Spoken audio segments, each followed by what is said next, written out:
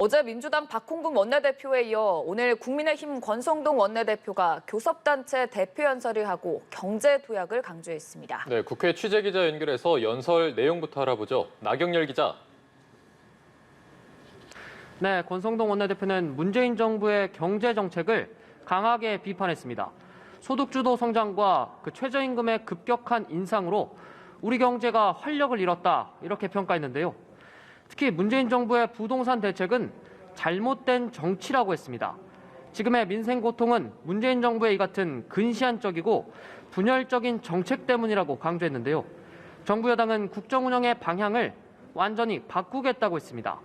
핵심은 규제는 풀고 세금 부담은 줄이겠다는 건데 정부 경제정책 방향에 힘을 싣겠다는 뜻입니다.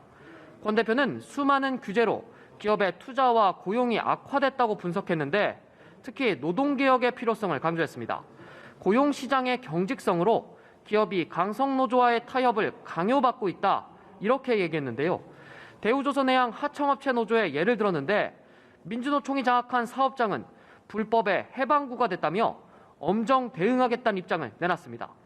연금 개혁 문제와 관련해선 세대 갈등을 넘어 미래를 위협하는 뇌관이 되고 있다면서 여야의 협치를 넘어선 사회적 대타협이 필요하다 강조했습니다.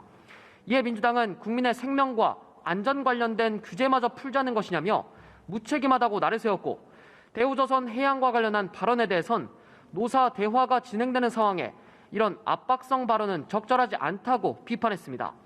민주당 의원들 중 일부는 권 대표 연설을 듣다가 자리를 떠났고 문재인 정부 인사는 공공기관장에서 사퇴해야 한다고 발언한 부분에선 민주당 의원들의 고성이 들리기도 했습니다.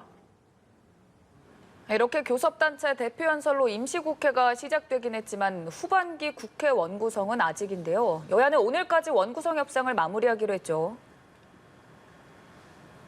네, 그렇습니다. 여야가 협상을 마무리하기로 한 날 바로 오늘입니다. 양당 원내 지도부는 오후에 만나 막판 협상에 나설 걸로 보이는데요. 국회 상임위 배분 등을 논의하는 원구성 협상은 벌써 50일 넘게 결론이 나지 않고 있습니다. 핵심 쟁점은 상임위 가운데 과방위원장과 행안위원장 자리를 누가 맡을 것이냐인데요.